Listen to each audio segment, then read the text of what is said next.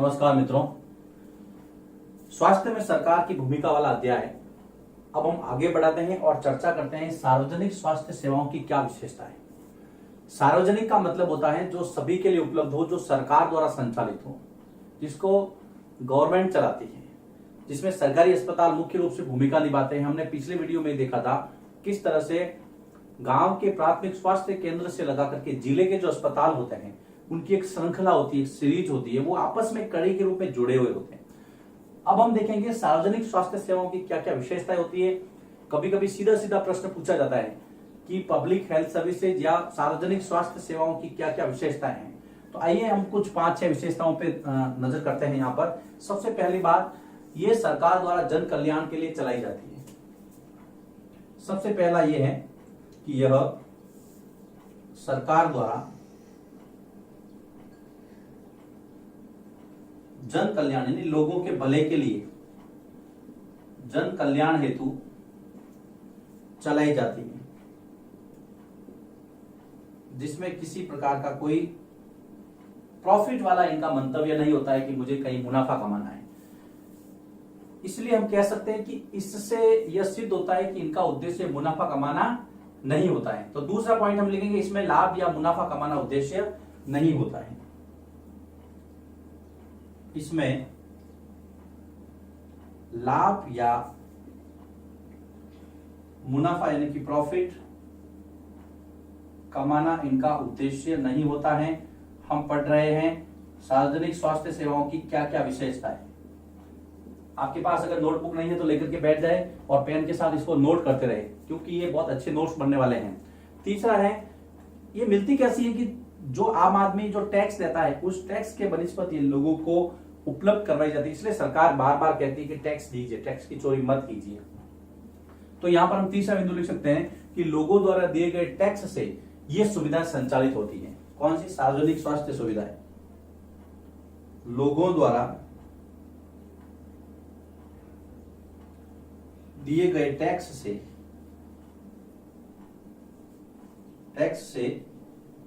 ये सुविधाएं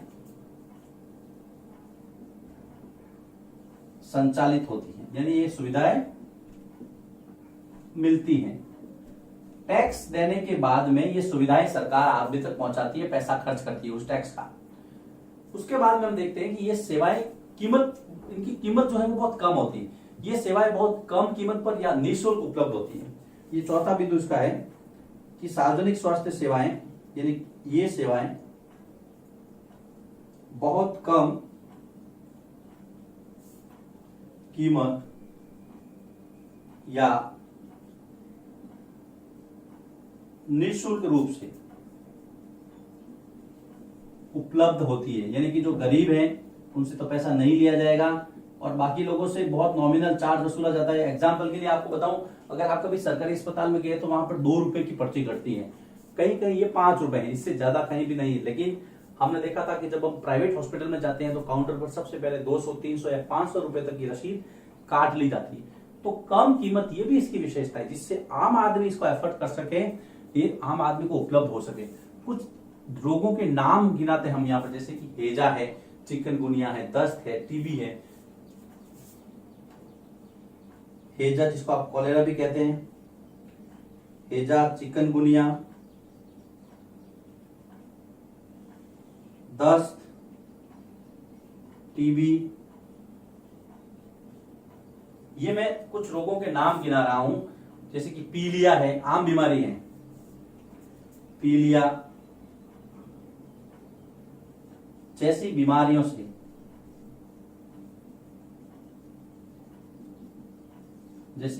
के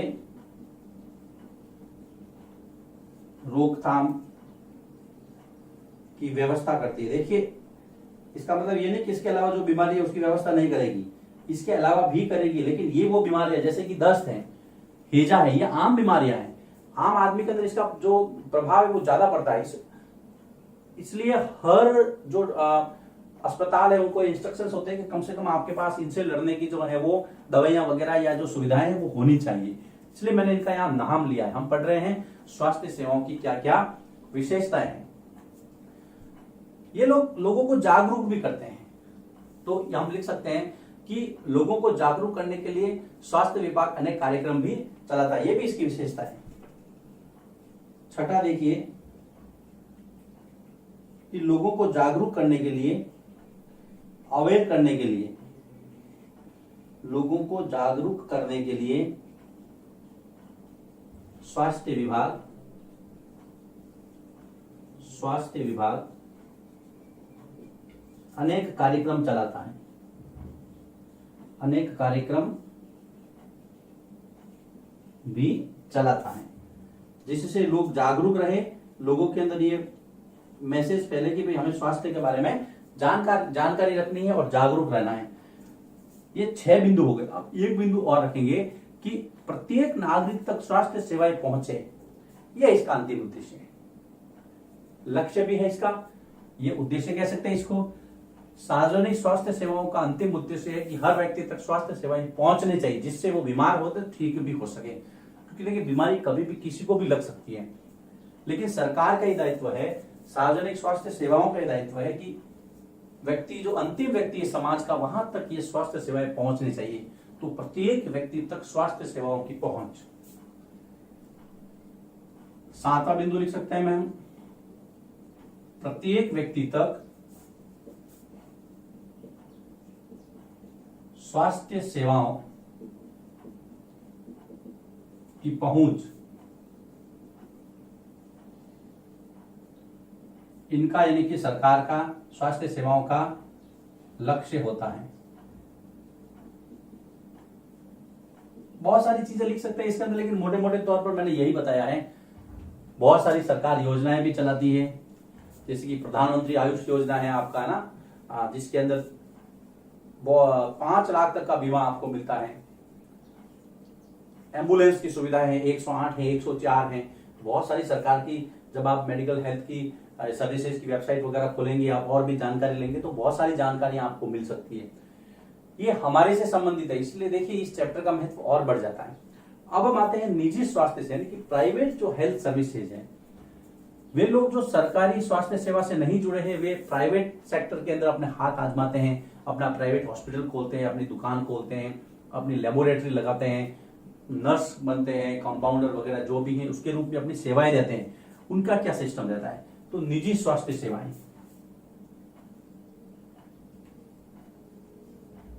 निजी स्वास्थ्य सेवाएं या प्राइवेट हेल्थ सर्विसेज, निजी स्वास्थ्य सेवाएं जिसको आप प्राइवेट हेल्थ सर्विसेज भी कहेंगे, प्राइवेट हेल्थ। इसके अंदर जो सबसे पहला नाम आता है, जिसका गांवों में ज्यादा चलन है, वो है आरएमपी, रजिस्टर्ड मेडिकल प्रैक्टिशनर। ये वो व्यक्ति होते हैं जिनके पास लाइसेंस होता है कि ये छोटी मोटी बीमारियों का इलाज कर सकते हैं, जिसको आरएमपी कहते हैं। कई बार ये प्रश्न पूछा जाता है, आरएमपी से मतलब क्या है आपका? जिसको आप कहेंगे रजिस्टर्ड, यानी जो रजिस्टर्ड किया हुआ है, पंजीकृत है, मेडिकल प्रैक्टिशनर, पंजीकृत चिकित्सा व्यवसायी।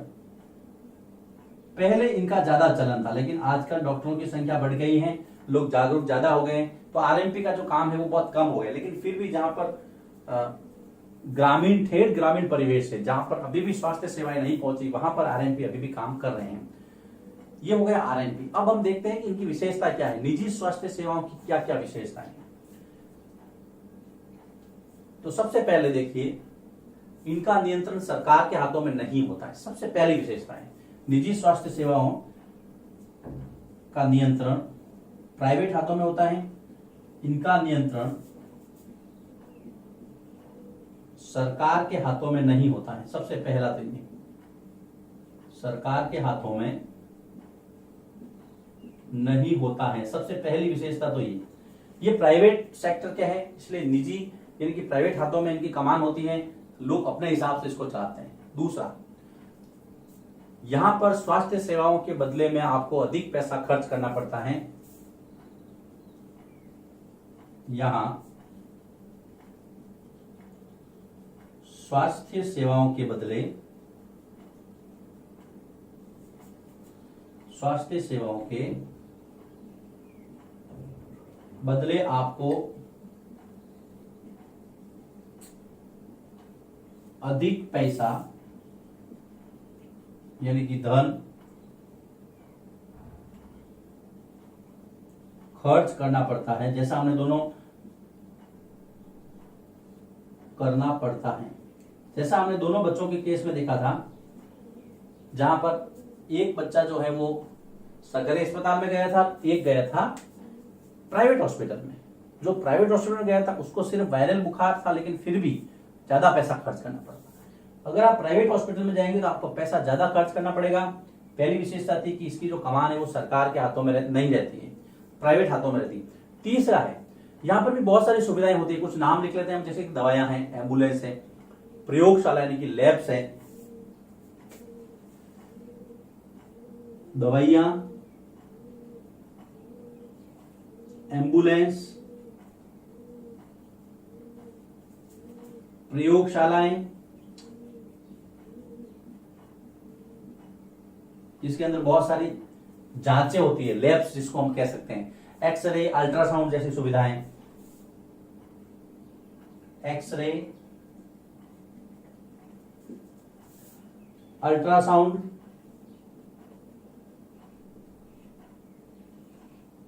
जैसी सुविधाएं उपलब्ध होती हैं।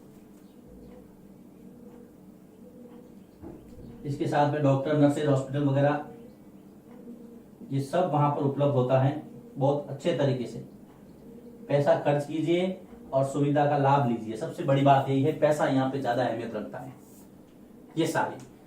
अब इसकी एक और विशेषता होती है कि निजी स्वास्थ्य सेवाएं जो अधिकतर है वो शहरों में होती है।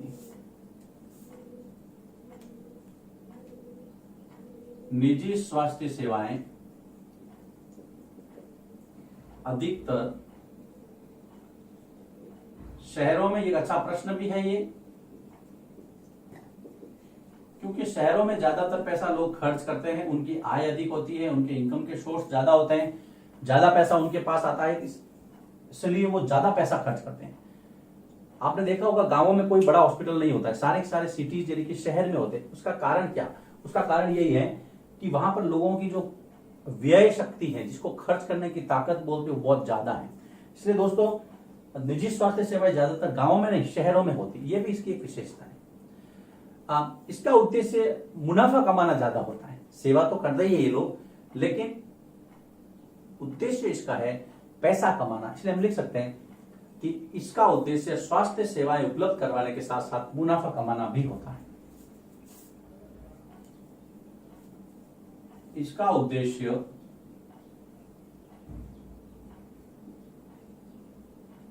स्वास्थ्य सेवा उपलब्ध करवाने के साथ साथ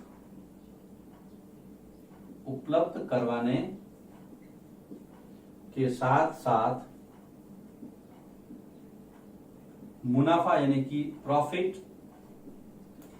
कमाना भी होता है।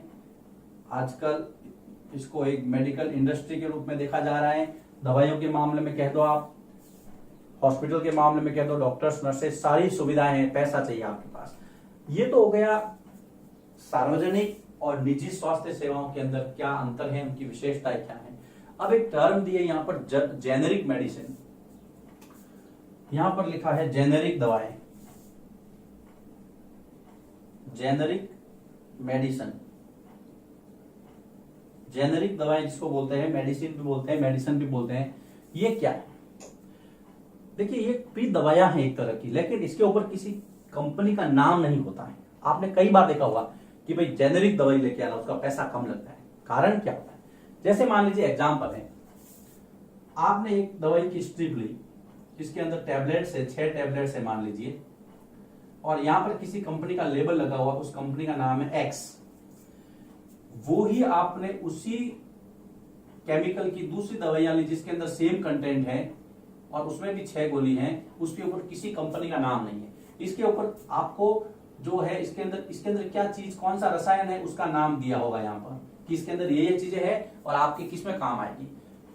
ये चीज इसमें भी लिखी होती है कि ये चीजें, लेकिन यहाँ पर लोग इस कंपनी को देखते हैं, अरे यार इस ब्रांड की कंपनी है, इसका मतलब ये बहुत अच्छी दवाई है। ऐसा नहीं है। दवाई एक है, मान लीजिए इसके रुपए हैं 200 रुपए, तो आप ताज्जुब करेंगे ये सिर्फ आपको 20 से 30 रुपए में मिल जाएगी। इसको हम कहते हैं जेनेरिक मेडिसिन, जिसके अंदर दवाई का सिर्फ रासायनिक नाम आता है, ब्रांड का नाम नहीं, किस कंपनी की है वो नाम नहीं आएगा। तो हम लिख सकते हैं कि दवाइयों के रासायनिक नाम। ये देखिए यहां पर जेनेरिक मेडिसिन क्या है, दवाइयों के रासायनिक नाम, बस उसके अंदर क्या कंटेंट है। यदि किसी के मेडिकल स्टोर हो तो आप अपने पापा से या मम्मी से या घर वालों से पूछ सकते हैं कि जेनेरिक मेडिसिन क्या होती है, तो आपको और भी इसके बारे में जानकारी मिल सकती है, या फिर आप वेबसाइट पर जाकर के सर्च कर सकते हैं जेनेरिक मेडिसिन। तो दवाइयों के रासायनिक नाम, जहां दवा निर्माता कंपनी का नाम अंकित नहीं होता, जहां दवा निर्माता कंपनी का नाम अंकित नहीं होता, अंकित, जिसको आप गैर ब्रांडेड भी कह सकते हैं, नॉन ब्रांडेड, गैर ब्रांडेड, जिसके ऊपर ब्रांड का नाम नहीं होगा, यह है जेनेरिक मेडिसिन। फिर आपने देखा होगा आजकल जन औषधि मेडिकल स्टोर होते हैं, बहुत सारी जगह देखा होगा आपने, हम यहां पर लिख सकते हैं, कई जगहों पर देखा होगा आपने जन औषधि मेडिकल स्टोर, आप वहां पर भी जाकर के पूछ सकते हैं। इसी नाम से मेडिकल स्टोर होते हैं जो सरकार द्वारा संचालित होते हैं, आप वहां पर जाकर के पूछ सकते हैं, क्योंकि वहां पर आपको एक लोगो भी नजर आया होगा, मतलब कम कीमत की दवा, जेनेरिक मेडिसिन, इस तरह से बहुत सारे नारे लगे होते हैं वहां पर, अच्छी दवा, सस्ती दवा, ऐसे बहुत सारे। तो यहाँ जन औषधि मेडिकल स्टोर पर जाकर भी आप पूछ सकते हैं कि भाई साहब ये जेनेरिक मेडिसिन क्या होती है, इसका इस्तेमाल करें। जेनेरिक मेडिसिन का मैं मेरे इस वीडियो लेक्चर में भी आपको बताना चाहूंगा एक मैसेज के रूप में, जेनेरिक मेडिसिन बिल्कुल सेफ है, ये उतना ही प्रभाव डालती है जितना कि ब्रांड या किसी कंपनी वाली दवा। देखिए दोस्तों, मैंने पहले ही कहा था कि ये चैप्टर हमारे जीवन से भी जुड़ा हुआ है, इसलिए देखिए बहुत सारी जानकारी हमें यहां से मिलती है। इस वीडियो लेक्चर में हमने देखा सार्वजनिक स्वास्थ्य सेवाओं की क्या क्या विशेषताएं हैं, ये 6 और 1 को 7 विशेषताएं हमने पढ़ी, जिसमें देखिए जन कल्याण को महत्व दिया जाता है, इसका उद्देश्य मुनाफा कमाना नहीं होता है, ये लोगों द्वारा टैक्स से संचालित होती है, दिए गए टैक्स से, इनकी कीमत बहुत कम होती है या एकदम फ्री होती है। ये बहुत सारी जो है जनरली जितनी भी आपकी बीमारियां हैं, सामान्य बीमारियां, उसके इलाज के लिए हर वक्त ये तैयार रहते हैं। स्वास्थ्य विभाग बहुत सारे कार्यक्रम भी चलाती है और प्रत्येक व्यक्ति तक हेल्थ सर्विस पहुंचे, ये इसका लक्ष्य है, मुनाफा कमाना नहीं, पैसा कमाना इसका उद्देश्य नहीं। फिर हमने एक टर्म देखी थी आरएमपी की। आरएमपी क्या है? रजिस्टर्ड मेडिकल प्रैक्टिशनर, यानी कि पंजीकृत चिकित्सा व्यवसायी। ये वो लोग हैं जिनके पास एक सर्टिफिकेट होता है कि वो छोटी मोटी बीमारियों का इलाज कर सकते हैं, लेकिन हमें जहां तक हो सके किसी एमबीबीएस या जो रजिस्टर्ड जिसके पास में डिग्री है चिकित्सा की, उससे ही आपको इलाज करवाना चाहिए। इसके बाद में आपको प्राइवेट जो सर्विसेज है, निजी, उनकी हमने बात की थी। इसका नियंत्रण सरकार के हाथ में नहीं होता है, प्राइवेट है, इसमें आपको ज्यादा खर्च करना पड़ेगा, बहुत सारी सुविधाएं मिलती है इसमें भी। ये ज्यादातर शहरों में होती है क्योंकि गांवों में लोग इतना पैसा खर्च नहीं कर पाते। इसका उद्देश्य भी मुनाफा कमाना होता है, इसका उद्देश्य मुनाफा कमाना होता है, इसका उद्देश्य नहीं होता। फिर हमने एक जेनेरिक मेडिसिन, ये देखिए जेनेरिक मेडिसिन जो है वो इसमें हमने इस्तेमाल किया था। तो ये सारी चीजें हैं। तो आशा करता हूं आपको ये वीडियो अच्छा लगा होगा। एक वीडियो और बनेगा मित्रों इस चैप्टर का, उसके बाद में हम कोई और चैप्टर लेंगे क्लास 7 की तीनों किताबों में से। आप चाहें तो इसका स्क्रीनशॉट भी ले सकते हैं इस बोर्ड वर्क का, जो आपके नोट्स बनाने में और हेल्प करेगा।